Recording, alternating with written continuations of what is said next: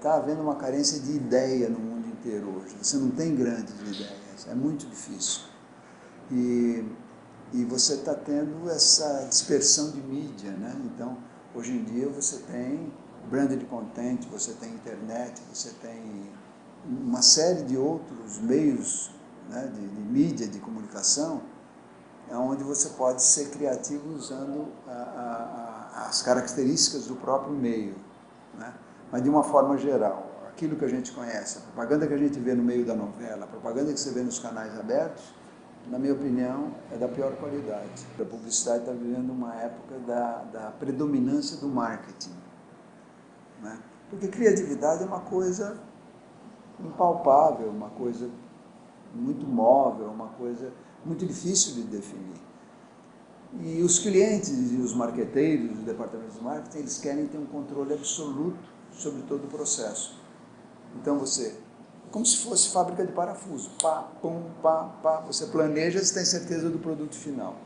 E criatividade é baseada numa ideia, essa ideia é uma semente, essa semente vai germinar e essa ideia vai evoluir ao longo do processo. E isso foge um pouco ao controle dos homens de marketing, e isso os deixa um pouco angustiados.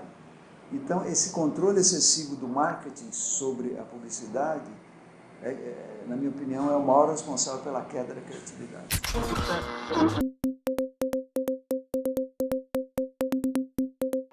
Eu sou de uma era, de uma época, onde o cliente dava um crédito de confiança para o diretor de criação, para os criativos da agência, e a agência transferia esse crédito de criação para o diretor. E essa era a minha forma de trabalhar com os grandes criativos, né? DPZ, Saragossa, Petit, Neil Ferreira, Washington Oliveto, né? O pessoal chegava, a ideia era passada em 3 linhas e ele contava com a colaboração, né, da criatividade do diretor e nos davam total liberdade e confiança, né? Isso não existe mais. Hoje em dia, o diretor é um simples marionete, a maior parte dos diretores é uma marionete na mão do pessoal de criação, e você tem que fazer exatamente o que eles querem. Então, só nos resta o seguinte, hoje em dia, quando eu dirijo, eu quero fazer a lição de casa, eu quero ser um bom marionete, né? Eu quero ser um bom diretor, executando as ideias que não são minhas, são do criativo. Mas, quando não tem jeito e eu tenho uma outra visão do processo, eu filmo de 2 formas diferentes, eu gravo de 2 formas diferentes, edito de 2 formas. Mostro a lição de casa como um bom menino e mostro a minha versão. O controle deles é muito grande sobre o produto final. E uma grande ideia é muito difícil, do jeito que ela germinou, ela chegar intacta até o fim. Ela é desvirtuada e mutilada ao longo do processo.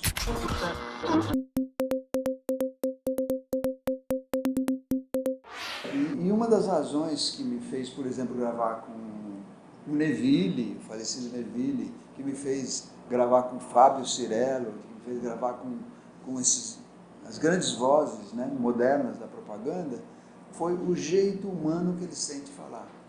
Porque, na minha opinião, quanto menos interferência você tem do diretor, do marketing, etc., mais natural a coisa sai. Eu sempre pedi que os meus narradores, eles fossem atores, eles fossem gente, entendeu? Que eles falassem como um ser humano. Se o texto permite e exige que seja dito com emoção, que seja dito com emoção. Se ele tem que ser sussurrado, sussurrado. Tanto na imagem quanto no som, a forma ela tem que ser pertinente à ideia. Se o cara está fazendo um padre, ele tem que falar como um padre. Se ele está fazendo um homossexual, ele tem que falar como um homossexual.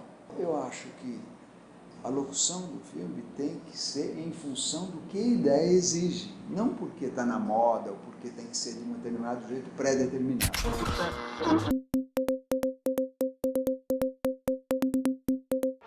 Meu sonho é um comercial de varejo sussurrado, onde o sujeito diz: atenção, senhores, consumidores, espectadores, em respeito ao seu bom gosto, em respeito aos seus ouvidos, eu quero dizer que eu tenho uma promoção aqui do barulho.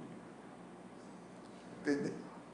Eu queria fazer isso. Você abre uma brecha, porque o que você tem no intervalo de comerciais é um comercial ligado no outro gritado. Gente gritando, gritando, gritando. Né?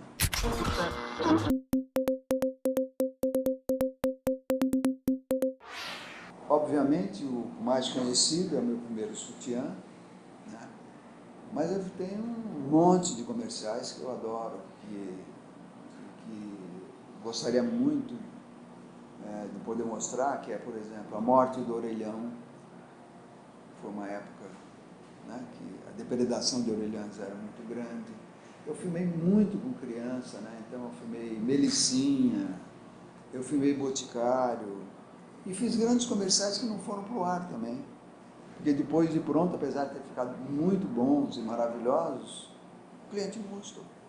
Como, por exemplo, o Mala Fêmea, foi um filme feito por Boticário, de homens que sentiam o cheiro da mulher na roupa, e ex-mulheres, né, começam a chorar, os homens.